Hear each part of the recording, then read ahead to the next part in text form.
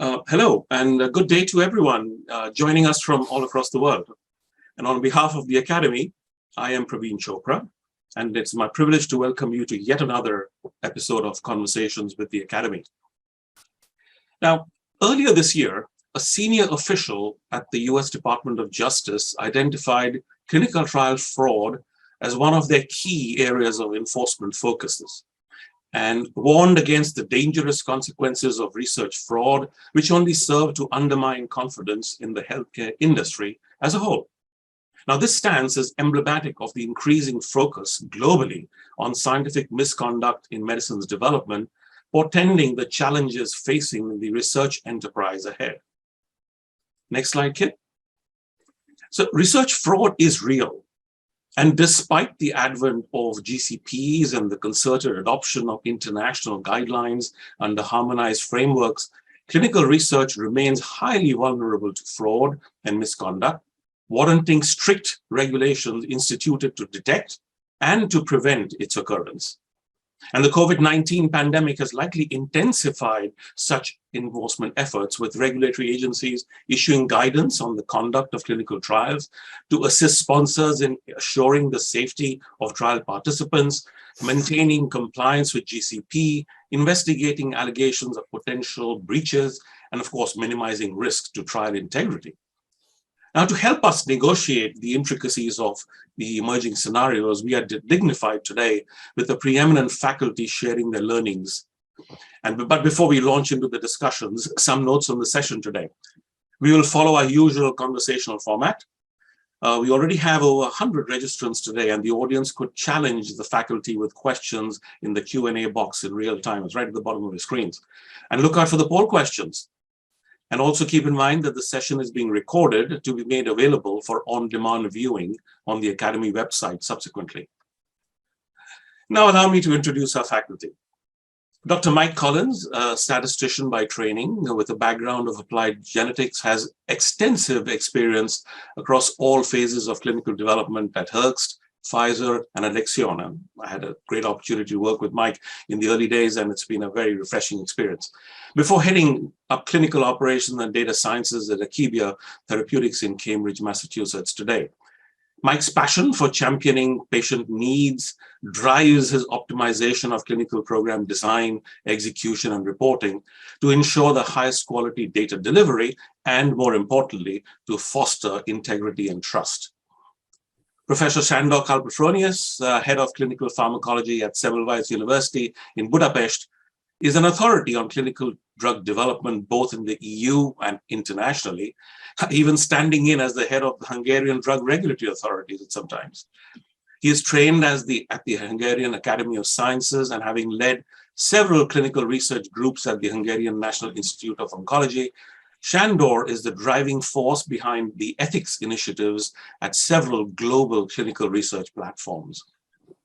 And finally, Dr. Domenico Criscuolo transitioned from his early medical training in hematology and clinical oncology into leadership roles over 4 decades at leading pharmaceutical, biotech, and contract research organizations, including Roche, Creabilis, and ICON. Domenico is also co-founder of the biotech Genovax and a past president of the Italian Association of Pharmaceutical Medicine, and has extensively published in clinical trial methodology and dedicates himself rigorously to educational programs in pharmaceutical medicine, teaching master courses in drug development. So as you can see, with the extensive span of expertise intersecting with biopharmaceutical research and enterprise, our faculty today is uniquely positioned to opine on today's critical discourse. Over to you, Mike. Thank you, Pravin. Keith, can we have the poll question? Perfect. So let's open this session with a poll question. And I want to ask the attendees, have you personally seen or been involved in a potential fraud or misconduct investigation?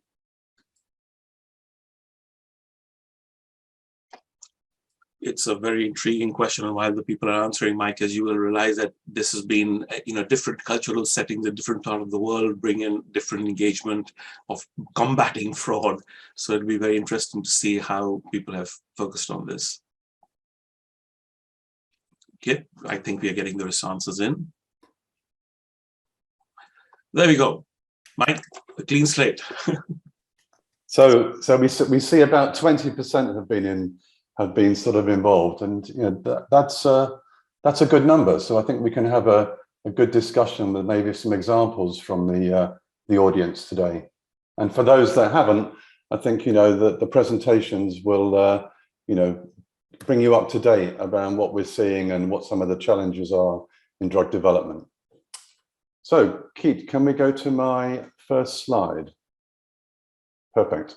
So this is the FDA definition of fraud, and research misconduct means falsification of data in proposing, designing, performing, recording, supervising or reviewing research, or in reporting research results. So it's not just in the data collection part, but it's in the whole span of the clinical trial process.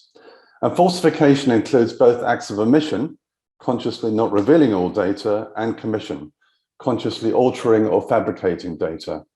Fraud does not include honest error, and we know that that sometimes happens with sloppy research. But I think the big warning from the FDA guidance is that deliberate or repeated non-compliance with the protocol in GCP can be considered fraudulent.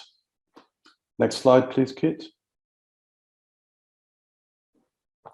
So the common types of fraud, I think plagiarism is a well-known one, where we're appropriating another person's ideas or processes or results or words without giving appropriate credit. Falsification is the data alteration, and fabrication is made-up data, so fake data. And both the falsification and fabrication, that's purpose-driven in terms of altering data or making up data. And it's easy to alter data, but making up data is very complicated and very challenging. Next slide, please. Types of falsification and fabrication. So acts of omission, consciously not revealing all data, e.g. not reporting all the adverse events or conmeds or vital signs for patients in a study. Acts of commission, consciously altering data or fabricating data, e.g. making up lab values, blood pressure readings, also taking bogus specimens and getting those analyzed. There are lots of examples out there where when patients have been fabricated and biological specimens, blood samples, plasma samples, etc., are required, people split those and to ensure that they have data to report. And then data being overinterpreted. So individual facts, items, information, statements made by individuals, maybe the data is interpreted too broadly. Next slide, please. So who commits fraud? Well, anyone with access to the data or the clinical trial process. So it could be investigators, sub-investigators, study coordinators and nurses, pharmacists, data entry staff, lab personnel. There are even examples of IRB staff who've been caught in committing fraud. Sponsor and CRO personnel, vendors and patients. So a whole gamut of people anyone with access to the clinical data or involved in the clinical trial process has the potential to commit fraud. Next slide, please. So the prevalence is difficult to determine, but it's still considered rare, despite 20% of the folk on the call here talking about it. And a report from Bouze et al. In 1999 suggests that less than 1% of investigators were potentially implicated in fraud. And more importantly, only 3% of FDA inspections uncover serious GCP violations resulting in warning letters, and they're all documented on the FDA website. Fraud is difficult to diagnose because sometimes we lack the tools. We're looking at variations in data across subjects, time, sites that can make comparisons different. Unusual points may indicate quality issues, but determining fraud requires more evidence. So this is when you go into detective mode. You may suspect that there's something strange happening at a site, but then you've got to go and look at the data in detail, maybe do audits, etc., to really understand if fraud is there or not.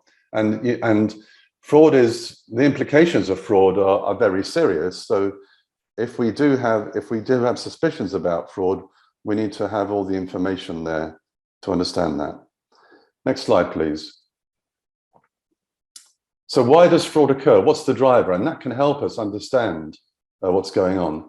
So it may be to obtain a desired result, e.g. statistical significance. And I think the Fabrication example from last year was really a really interesting example of that.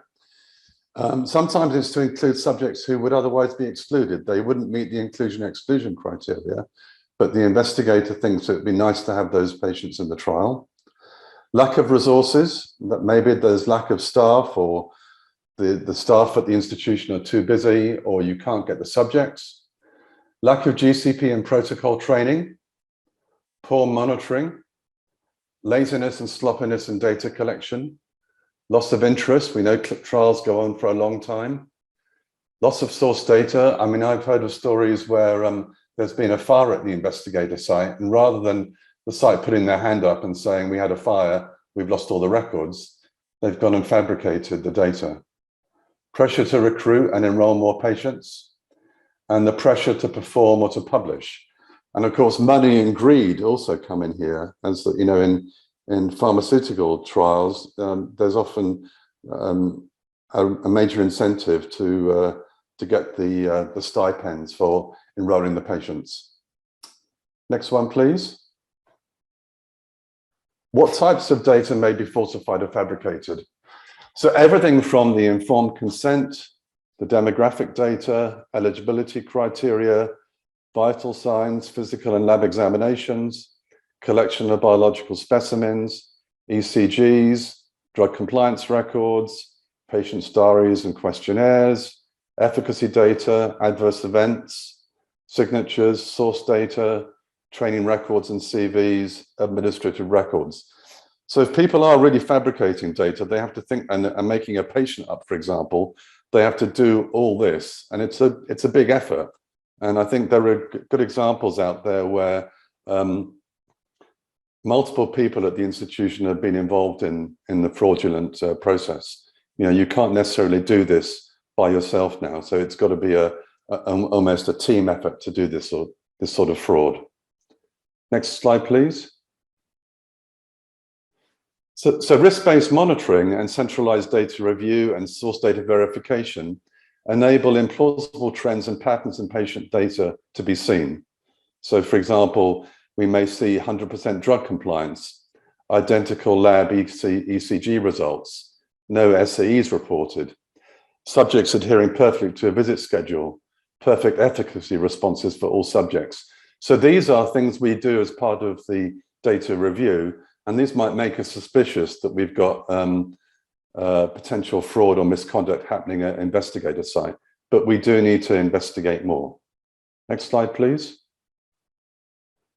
Other warning signs that we need to think about: high staff turnover at the site, staff that are disgruntled, fearful, anxious, or defensive, high work pressure environments, obsessions with study payments, absence of the principal investigator, lack of GCP and protocol training, unusually fast recruitment, changes in the recruitment pattern, high CRA turnover. These are all potential flags that there may be issues at a particular investigator site. Next slide, please. So as I mentioned earlier, there are analytical approaches we can take. We can look at them at the site level, and we can look at them at the patient level as well. And centralized data monitoring and statistical analysis can help us. So non-random data distributions, including digit preference, are things we can do once we have suspicions about data at a site. We can look at missing and inconsistent data, outliers, protocol deviations, the variability and similarity of subjects within and across sites. So it's easy to fabricate data, but one of the things that's very difficult to do is fabricate the variability that you expect to see in data itself. Duplicate detection across measurements, duplicated demographic patient information, birthdays, initials, etc., and the visit distribution occurrence being perfect. These are sort of warnings that there may be issues at the site. Next slide, please. So what can we do to prevent misconduct? Well, if we can identify and eliminate the risk factors for misconduct, that will help us. So during pre-study evaluation, sponsors should carefully scrutinize sites for interest in the study, stability of the staff, investigator-staff interactions, workload, and level of training. Everyone involved in the clinical trial process should complete regular GCP and protocol training. CRAs should be expert on the protocol, particularly with parameters that determine eligibility. So those inclusion-exclusion criteria and the primary efficacy endpoints. Sponsors should emphasize their policy on fraud and misconduct at the initiation visit or at investigator meetings. Institutions should set up systems to encourage misconduct reporting and protect whistleblowers. It's actually most interesting that the majority of cases of fraud actually come from whistleblowers. So we can do all the reviewing of data, we can do all the audits, we can do all the inspections, but it's the whistleblowers that actually give up the site for potential fraud. And obviously we want to be proactive in monitoring and data review, so we can look for those unusual patterns. And sponsor, CRO, and health authority audits and inspections are also key to ensure the integrity of data at our trial sites. Next slide, please. So the consequences are really interesting. For the sponsor, data validity may be compromised. A submission could be jeopardized, and there are additional costs. For example, if you have to remove one site from your analysis, you've got to produce 2 sets of tables and listings and figures, and that's an additional cost. I was also involved in a situation where we were just about to do a submission, and we had to rerun those tables for one particular study because of a because of a fraudulent site. For the investigator, there are fines, legal expenses, disqualification, debarment, license revocation, and ruined career. For the institutions that are involved, there could be lawsuits and even trials being stopped across the whole institution. There have been examples of that in the past. For patients, their safety is potentially at risk and a loss of trust in the clinical trial process. And finally, there, of course, there's publications and the retraction of publications, which is very embarrassing for everybody and is a real issue for us. I've also put here the reference to the debarment site at the FDA. So if you can go and look at it and see, what's going on and how common fraud is out there. And remember, a small number of investigators can have a broad impact on submissions across many sponsors. The example I talked about just now, it was another sponsor found out about that, realized we were doing a trial there, communicated with us, and it ended up there were 4 sponsors involved where this study coordinator had been committing fraud, and we all acted together, we audited together, resolved the issue, reported it to the FDA, etc. Next slide, please. So the key thing is promptly reporting misconduct. So any information that you may have that any person involved in human subject trials committed research misconduct. When the sponsor discovers misconduct, they need to name the persons, provide the contact information, specific identity of the affected research, the IND, protocol, study title, and study dates, and as much information regarding the research misconduct as is available to the sponsor. And it's key that you know your company's SOPs and policies as we move through the fraud and misconduct process. Next slide, please. And really, this is my summary saying, prevention, we must identify, eliminate, and minimize risks for misconduct. Detection, monitor and recognize signs of fraud. And correction, promptly investigate and report fraud. And now I'll hand over to Domenico to talk about some examples from the COVID-19 pandemic. Thank you, Mike. Before we just move there, I think, just to remind the audience again, we have already had some questions in advance, and the audience is quickly increasing in number. And please do give us your question, and we can challenge the faculty with some of your thoughts on an ongoing real-time basis. Before we go there, Domenico, and maybe the rest of the faculty will also, Joanna's asked a very provocative and very interesting question. And it's also related to some of the scenarios that Mike has offered to put in context, both from the accountability and the stakeholders' point of view. And her question is, how do you differentiate how a fraud, and mark the next word, and the pharma lobby are different? A very interesting, in-depth, invigorating question. And I'll ask Domenico to at least kick this off before we move into not only what happened during the pandemic, but also when Shando comes on later. So Domenico, thoughts on this very intriguing challenge? Well, thank you, Praveen. Welcome to everybody, and thanks to Joanna for this question. Well, let me say that, of course, is my personal opinion. We tend to give to the word lobbying a negative image. But indeed, the lobbying means to create awareness among politicians about the importance of an industrial sector, the car industry, the pharmaceutical industry, the aerospace industry, in order to support, whenever possible, the interest of this group. So considering that all industrial sectors have a very important impact on the economic life of the country, but also in the social life of the country, considering the 1,000 or maybe 100,000 employees, I think that lobbying is important because sometimes politicians may be completely unaware of the complexity of the pharmaceutical industry, for instance, or the complexity of the aerospace industry and so on. Of course, lobbying becomes fraud when you are moving from lobbying to bribery. And unfortunately, all sectors, including pharmaceutical industry, in the past were accused with documented evidence of bribery. This happened all over the world. I don't want to make a list of countries where this happened. But on the other side, I think the government, little by little, introduced measures that want to put a lot of transparency whenever any industry is using money to support their arguments.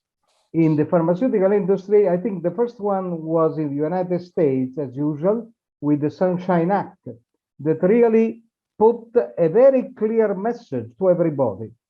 Then let me say that the Sunshine Act is now little by little being transferred into European countries.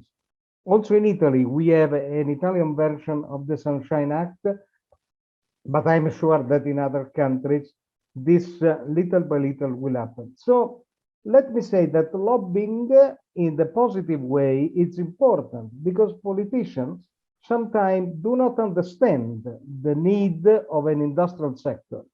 But of course, lobbying must remain in an exchange of information. That's all.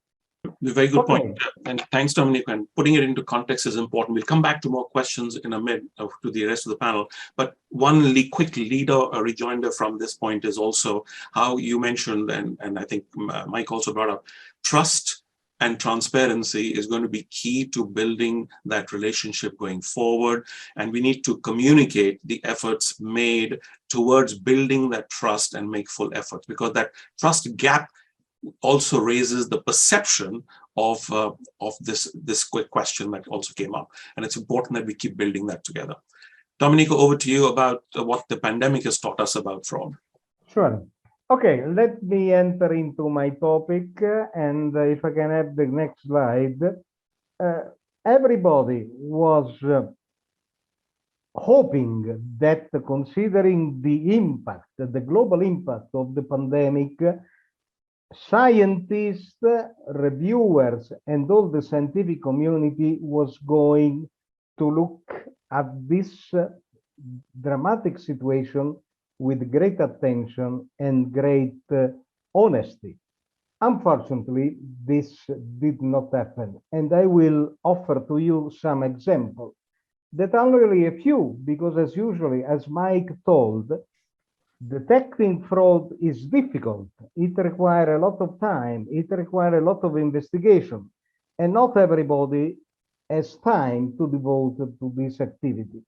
So some obvious and so dramatic evidence of fraud happened during the pandemic, and in the next slide, I will show you a few examples. The first example is the famous Sputnik study. We are back, as you see here to the right, in February 2021, when all publication of the various vaccines, Pfizer, Moderna, Johnson & Johnson, AstraZeneca, were published in the major scientific journal. And also Sputnik, the Russian vaccine, was published on the Lancet. A phase 3 study, which seemed a very good study. If we go to the next slide, I will go very quickly. You see that the number of patients was quite large. They randomized about 20,000 patients, 3-to-1, which is an acceptable scientific and statistic approach. And if you go to the next slide, the result demonstrate that not only the overall result were extremely good, but also all the subgroup analyses were very good. So we were very happy having the possibility of having another vaccine, because we know that the more the better. We had to possibly vaccinate 5 to 7 billion people. So it was obvious that the more vaccine the availability of several vaccines was a positive factor. However, next slide, I have a special hobby. When I look at the publication, I immediately look at the numbers. And I was really very surprised to see this list. If you see the number of people on vaccine were 16,000 at zero, at day one, then they dropped to 15,300, and then they increased again to 15,700. So, I mean, that of course cannot be, I honestly thought it was a typing error. However, I was surprised that a serious and authoritative journal like the Lancet had such a mistake. Next slide. However, the Sputnik publication raised several doubts.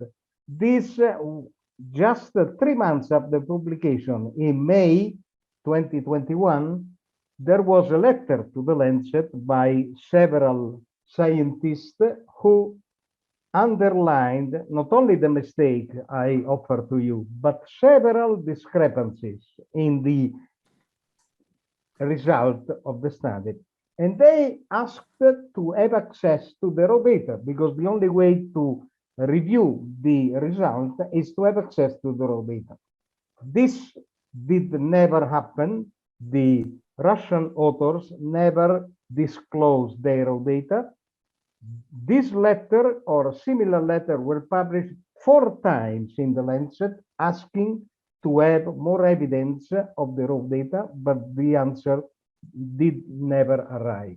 So the study was never retracted, but everybody has a serious doubt about the seriousness, the reality of the Sputnik data. Next slide. You certainly remember also the famous hydroxychloroquine study by a group of French investigators. Also, in this case, the results were heavily criticized, and There was again a request to have access to the raw data. The raw data was never were never disclosed, and in the end, the authors decided to retract the study, the publication. The same happened also to the New England. In the next slide, you will see that there was another publication by a group of US investigators who reported some evidence of cardiovascular adverse event and mortality after the COVID infection. But also the study generated a lot of discussion. And in the end, you see the article was retracted. So next slide. So a very sad, if I can say, slide, because I remember very well that at the beginning of the pandemic, there was in several scientific journals an invitation, a very warm invitation by all the editors or the majority of the editors of medical journal who recommended, please, let's avoid the mistake of the past. Let's try to do only a few well-designed, randomized, controlled studies so that we can have a solid scientific evidence of efficacy and safety of the vaccine. Unfortunately, this invitation, this recommendation was not accepted. And you see, the majority of the slide, the impact is the blue color, and the blue color is only observational study. And we know from the methodological point of view that with the observational study, you cannot reach any serious conclusion. Of course, you can argue it was a pandemic, people were dying, clinician had to do something to this patient. I agree. But if you want really to help your patient, you have to demonstrate scientifically the evidence of efficacy and safety.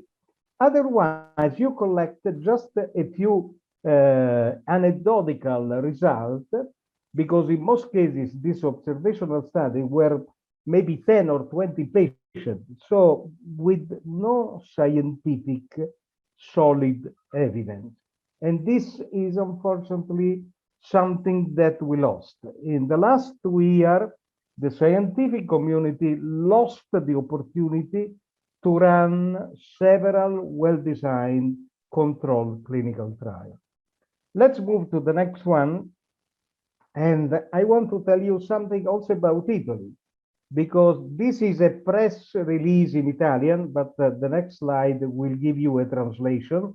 So you may remember that about 2 years ago, at the beginning of the pandemic, there were many scientists who suggested, why don't we use the so-called convalescent plasma? Convalescent plasma is the plasma taken from patients who had a documented COVID infection and they survived and were saved. Of course, the plasma of this patient contain a high titer of antibodies. So the idea scientifically was sound, and the Italian drug agency, AIFA, decided to sponsor the study, which was named Tsunami. And so AIFA was the sponsor of the study. Despite of the reputation of the sponsor and the interest of the topic, only 30 hospitals agreed to take part in the study, and they recruited on average 10 patients each.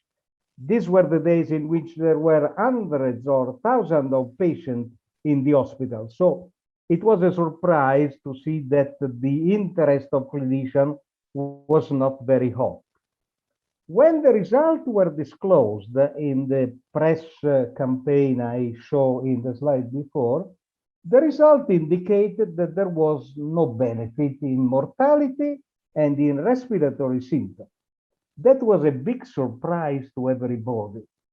I immediately called a friend of mine that is in the scientific committee, and he very honestly told me that not all hospitals who took part in the study were able to confirm the COVID diagnosis, which means that in some patients, they received a normal plasma, not a convalescent plasma.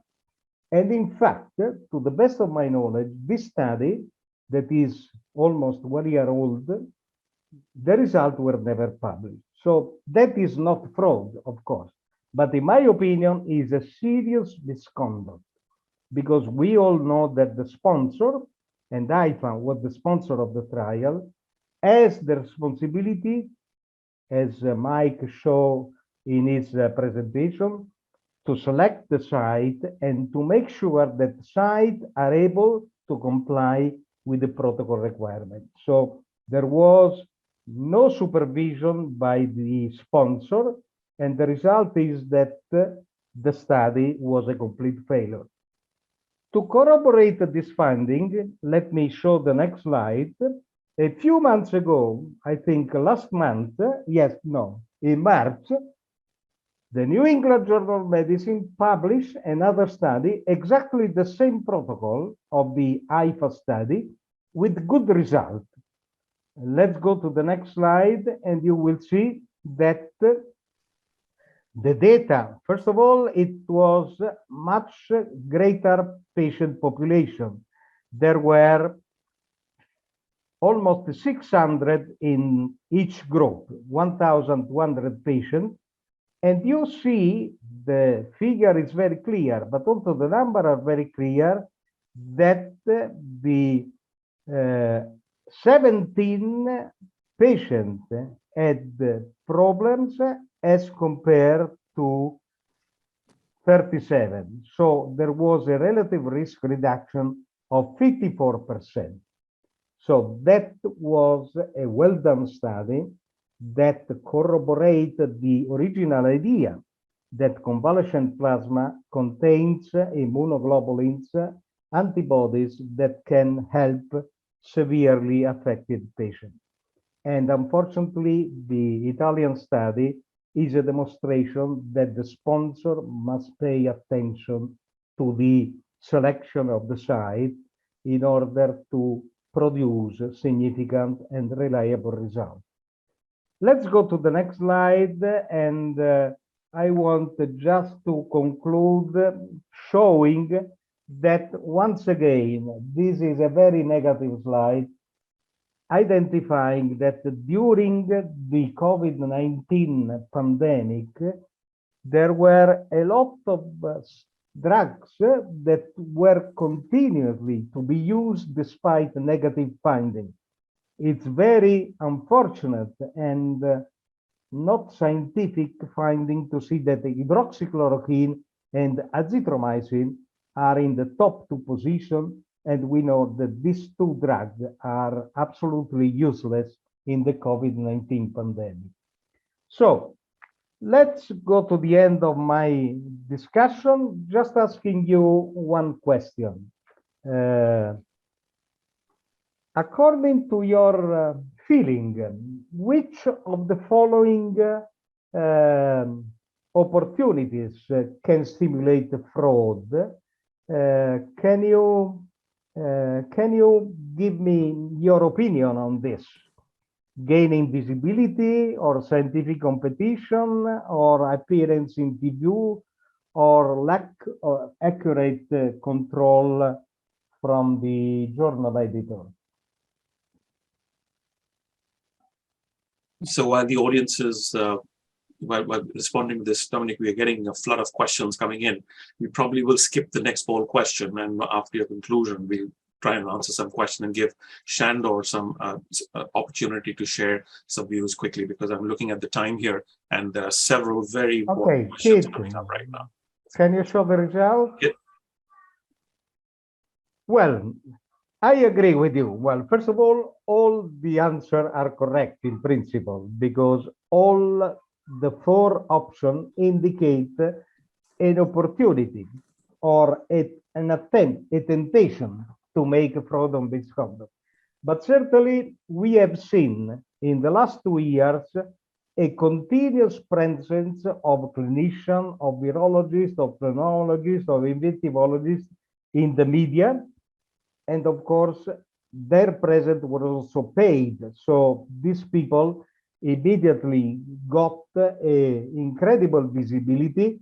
And there was also, at least in Italy, but I am sure everywhere, a competition among them. They wanted to appear as frequently as possible.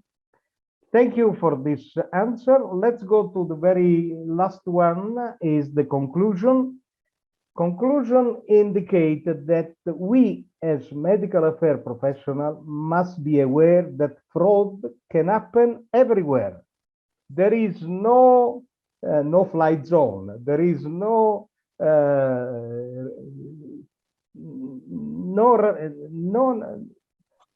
way to avoid that some people can utilize a crisis situation to get more visibility. And so we need to pay a significant attention, for instance, in future trials, to avoid mistakes that I have documented. And let me underline that I have documented only a minimal part of potential additional fraud that were never disclosed. Now, the last point is just another challenge, is another question to you. Assuming that you will be involved in a future trial with the vaccine. Keith, can you move to the next one, the last one? Domenico, before we go there, rather than ask the audience a question, there have been some very important questions come. So let's skip this second one. Okay. Yeah, let's take that decision now. And then I wanted to bring up two things. One, and this is very clear, there's several questions coming up about, and Larry brings up a very critical one, and so does Rami, that you can see some very well-known names in the authors who have either retracted the papers, or you also seen the release of documents, and there are some public accusations of large name companies, and these are well-known figures, and Larry, as he re-emphasizes, that the accusers have done their effort to do good work, have seen that and provided questions to this. So would someone like to take up, what can you suggest as to sort out these issues of the perception? Operation Warp Speed as a term didn't help either. So the question is, when there is such accusations being made in the public by people who are well-known, recognized authorities or folks, and even the retracted papers, what can be done? How do you suggest, I know it's a very complicated question, but I do want to give Shandor some time to respond. So would you take it up, Mike, first, and then we can go to Domenico, and then we'll kick it over to Shandor. Yeah, I think for me, particularly with the vaccine trials, they're very large trials. They're often, you know, multi-regional, multinational. So, you know, I'm reasonably confident. And actually, I was in the Pfizer vaccine trial, so I know I had to fill my diary in every week for almost 2 years.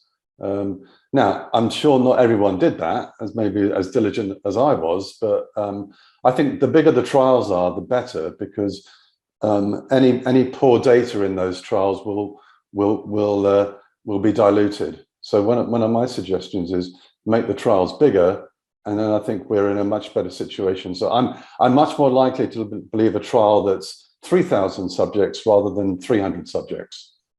Great point, Mike, and also make it more global so that there are more transparencies and inclusion of data sharing. Good. Domenico, any comments on this? Yes, absolutely. I mean, the only recommendation, I mean, having in mind that fraud is with us, the only way is to exercise a great control. And even in the pandemic, because I am sure that some fraud were possible because of the hurry. Publication, people wanted to publish, journals want to publish first, and there was a hurry. Sometimes a review time to reviewers was only 24 hours, and you cannot do a good review of a manuscript in 24 hours. So I think that we should invite editors to keep calm and to exercise the usual review time in order to identify mistakes. Because otherwise, you see, the damage of a publication is so huge that I think it's a good invitation to consider to wait a few more days or 1 or 2 weeks before disseminating globally a false study. Great point, Dominic. I think it's also a question of maintaining a good balance between scientific integrity and the speed to be able to share data. Shando, any comments before we pass over the baton to you? Yes, I would like to remind you that a lot of the leading journals remove the normal review process because of the pandemics in order to present the data as quickly as possible because they might be helpful. So it was also a policy of the journals to remove the very stringent control of the papers. It's a good point, but I think Larry is pointing out a very wheels within wheels issue here about the political interference, and there's a strong push between the politics and the science behind it, and that's something we should be very careful about. I'm mindful of the time. Shandor, you have some very interesting proposals to bring up. Let me hand over to you, and then we'll try to keep that in time and have some time for questions as well. Go ahead. Thank you very much. I think at the last lecture, I always had to skip a lot of the slides, so I'm going to skip some of the slides. But please, could you just give me the slides? Okay, the next, please. The next one, please. So I would like to call your attention. We discussed here scientific fraud and misconduct. However, our major problem of research is, are the data reliable and replicability? And most of the problem of replicability comes from not from scientific fraud, but from poor experimental design, sloppy and careless study performance, few replication of experiments, premature publication, and a lot of internal validity problem. So I would like to stress that scientific fraud is only a small part of our greatest problem about the reliability of scientific data. The next slide, please. I would like only to comment on two fraud which impressed me very deeply at the time when it happened. I lived it through. And I remember in 1974, I was young scientist, very fortunate to be at the AAAS meeting in the United States where Dr. Bob Good, one of the greatest immunologists, gave a lecture in which he showed that if you pre-incubate skin drafts, then this will be accepted also, will be not rejected by the other animals.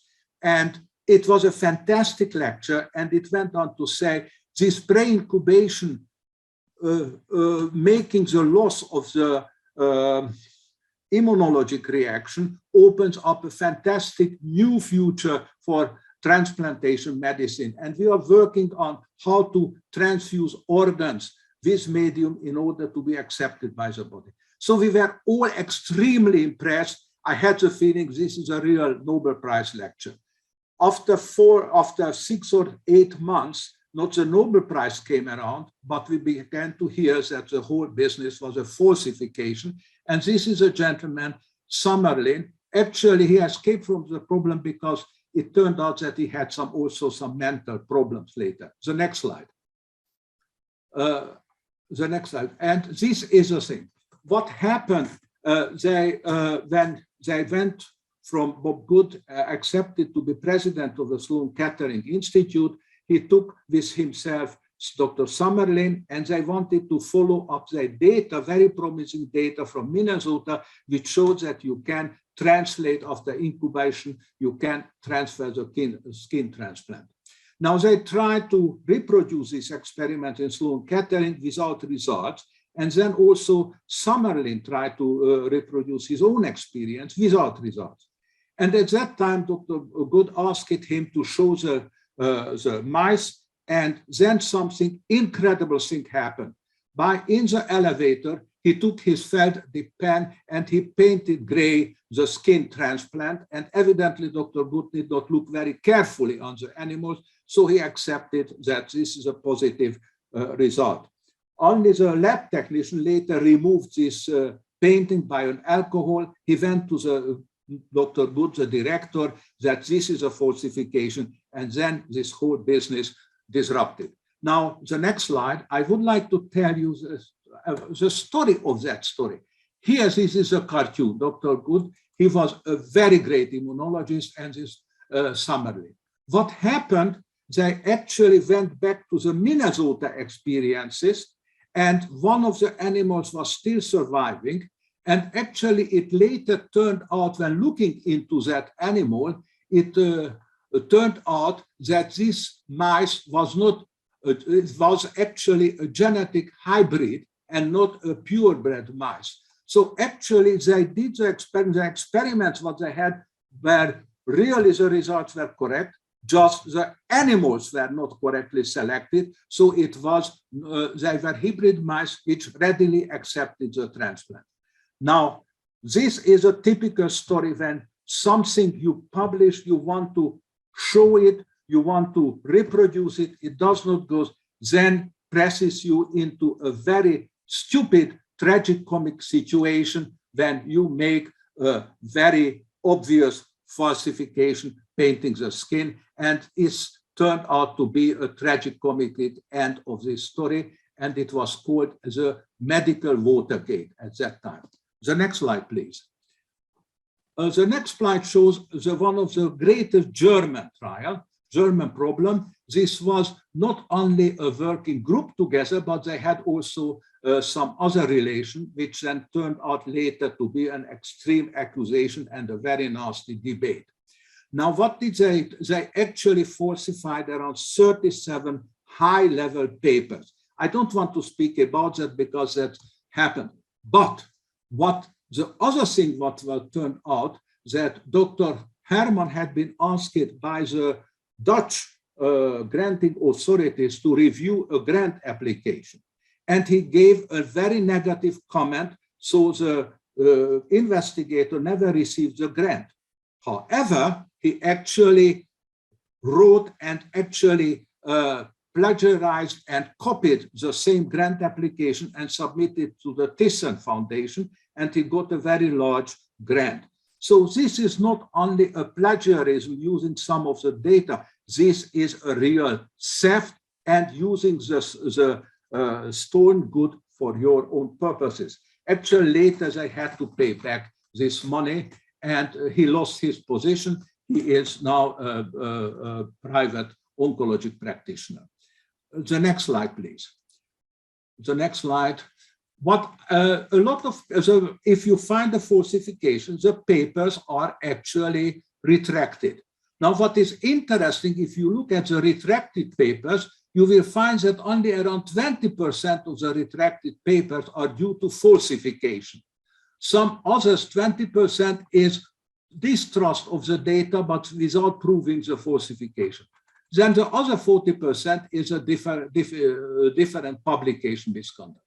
So what I want to show you here again and again, that around 20% of this is really proven misconduct. The problem is, the next slide, please. The problem is that the next slide, please. The next one, I have to jump.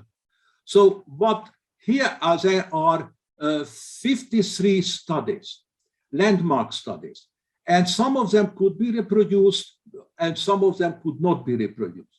And they checked the number of references, and they found that the number of references to the correct investigation results and the falsification or not reproducible data are exactly the same. I just want to repeat again and again what my colleagues told before, that these data are lingering in the literature. And just today I read in the Science that such data are taken up later into systemic reviews. So they have a tremendous effect on the further progress of the scientific research. And this is the greatest problem.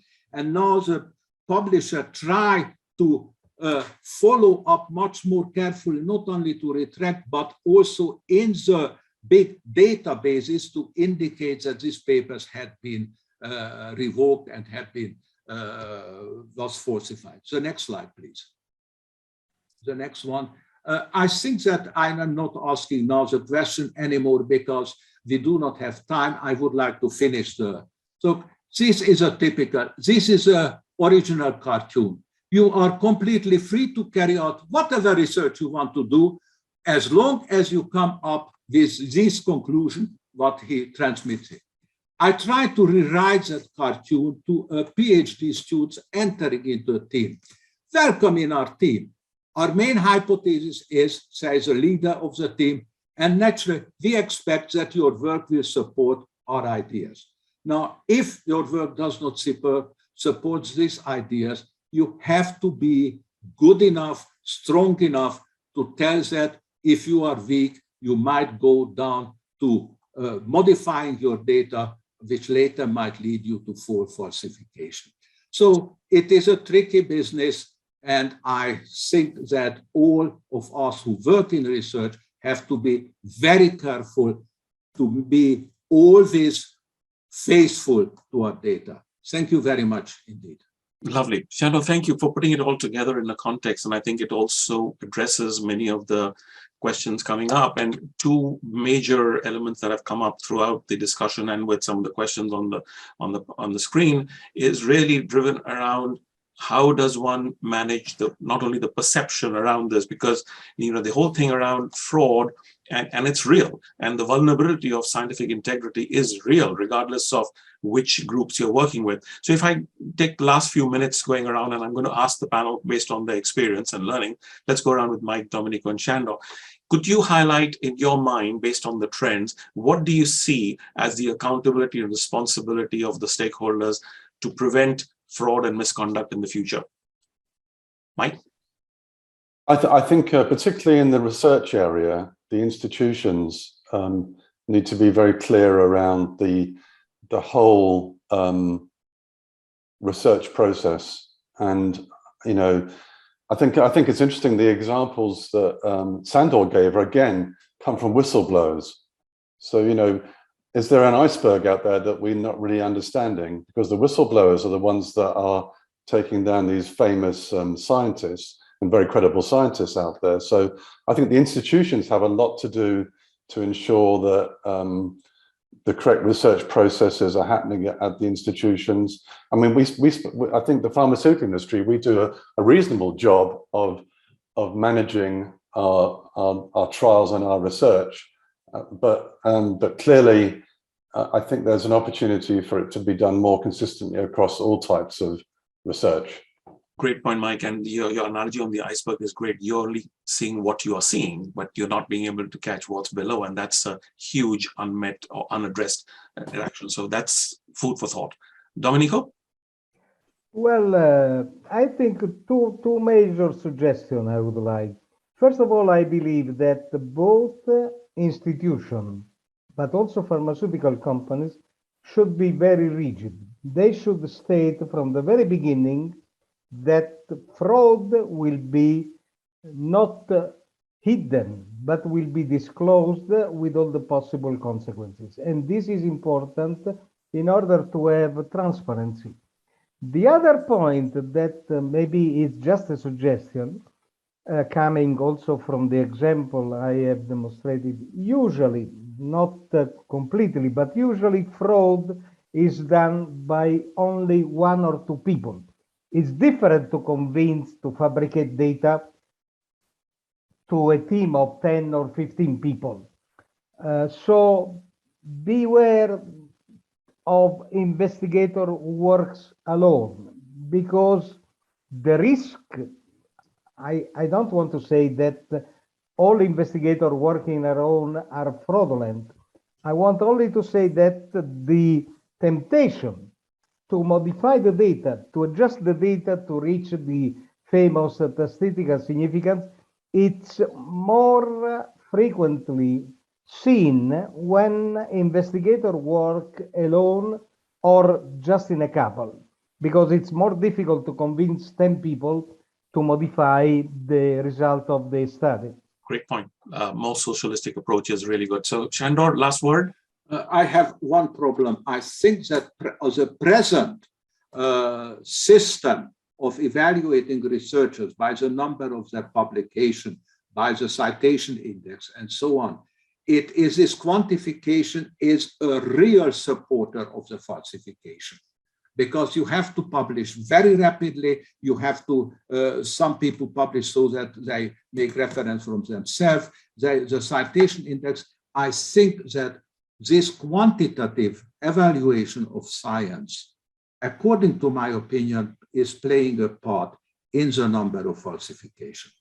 Great point. And thank you. And just to bring it all to a close, you've already seen how much interest and let's say the thought that has gone behind this and how it provokes thought for the future. So let me try and wrap up quickly and say, try to bring through the fundamental message that's coming through, that honesty and truthfulness are the bedrock principles of scientific research, establishing the very moral fabric of science. And this conversation hopefully offers a direction with good business practices, which will help us see this through these challenging elements. So now it only remains for me to thank the panelists for mitigating this obvious vulnerability to a potential strength. I must also thank the operations team, KIT, for providing the perfect platform, and clearly the thoroughly engaged audience, even at this late hour in some of the Asian countries, who have been engaged in this discussion, bring their voices into the conversation. So on this note, which is optimistic, despite the challenges that we see ahead of us, have a wonderful rest of the day, and thank you for joining us today.